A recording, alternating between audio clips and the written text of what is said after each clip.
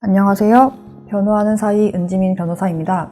오늘은 이혼 재산분할과 관련해서 배우자가 대표이사로 법인을 운영하고 있거나 회사 임원으로 근무하면서 회사 주식을 보유하고 있는 경우에 어떻게 재산분할을 하는지에 대해서 알아보도록 하겠습니다.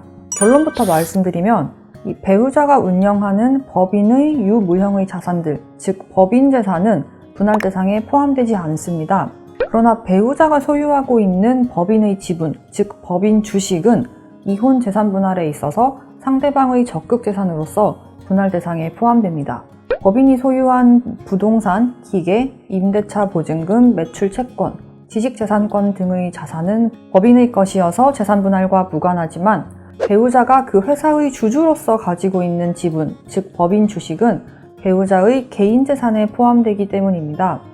여기서 그럼 법인 주식은 어떻게 분할을 하는지에 대해서 의문이 생기실 텐데 간단히 설명드리면 법원에서는 보통 상대방이 가진 법인 주식 한 주의 가치를 평가한 뒤 상대방이 소유하고 있는 주식의 수를 곱한 금액으로 환산합니다. 즉 법원은 법인 주식을 현금으로 환산한 금액을 상대방의 적극재산에 포함시켜서 재산을 분할하는 거죠. 만약 나의 배우자가 혼인기간 중 오랜 기간 동안 회사를 운영해왔고 그 회사의 지분을 가지고 있고 그 회사가 가진 이 유무형의 자산이 많은 경우에는 재산 분할에 있어서 법인 주식을 어떻게 평가하고 어떻게 분할하는지에 따라서 여러분이 받을 수 있는 재산 분할금에 상당한 차이가 발생할 수도 있습니다.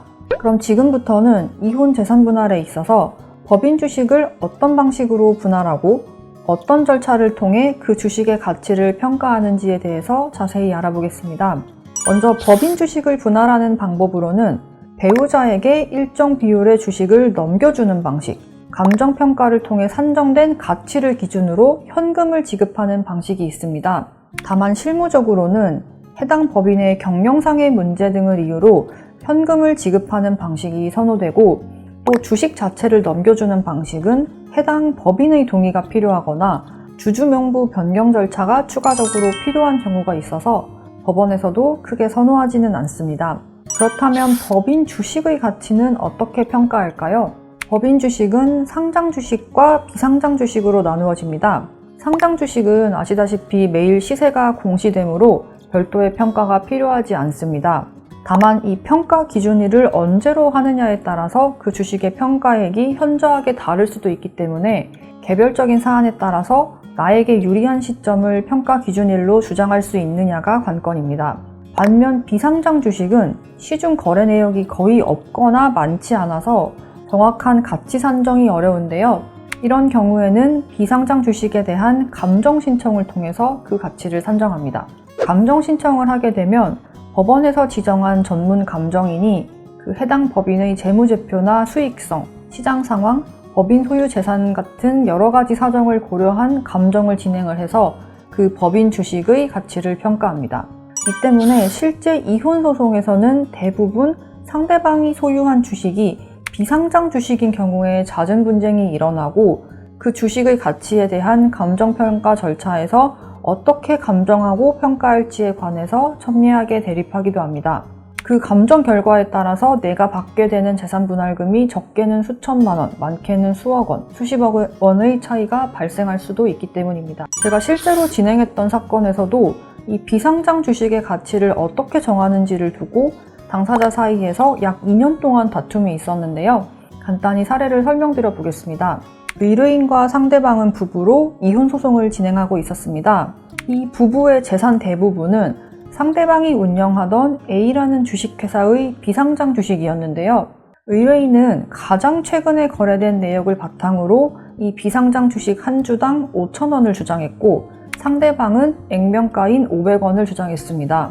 의뢰인의 주장대로라면 이 비상장 주식의 가치는 50억 원이 넘는 금액이었고 상대방의 주장대로라면 5억 원에 불과했는데요. 무려 10배 차이가 났죠.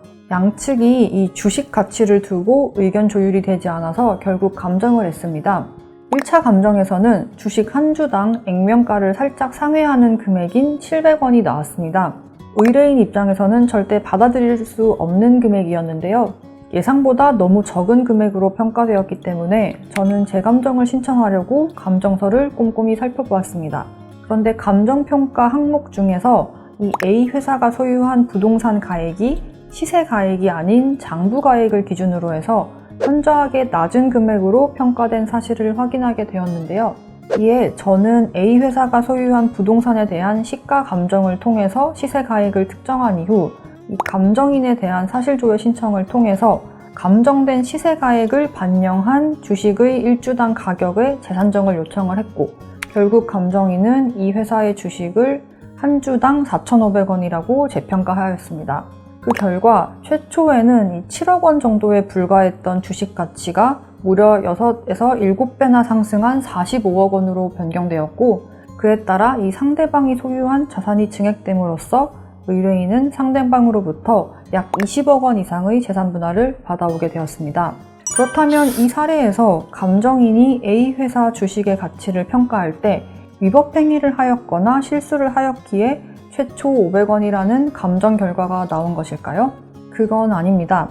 감정인은 법리에 따라서 상속세 및 증여세법에 의해서 합법적인 감정평가를 한 건 맞아요. 법인 소유의 부동산 가액을 평가할 때 장부 가액으로 하든 감정평가액을 기준으로 하든 둘 다 합법적인 평가 방법입니다. 정리하자면 감정인은 이 해당 부동산을 감정한 자료, 즉 감정평가액이 제공되는 경우에만 감정평가액을 기준으로 평가하고, 이런 자료가 없으면 장부가액을 기준으로 평가를 합니다. 다만 감정인은 이런 사정을 일일이 설명해 주지는 않기 때문에 당사자가 장부가액으로 할지 감정평가액으로 할지 임의로 주장해야 하는 것입니다. 이 사례의 경우에도 마찬가지로 저희가 감정평가액을 제공하면서 재평가를 요구하지 않았다면 이 A 회사의 주식 가치는 한 주당 700원으로 결정되었을 것입니다. 이처럼 법인 주식의 가치는 그 평가 방법과 기준을 어떻게 정하느냐에 따라 그 결과에 상당한 차이가 발생할 수 있다는 점을 유념하시고, 만약에 여러분이 위와 같은 상황에 있으시다면 반드시 전문가의 도움을 받으시기를 바랍니다. 감사합니다.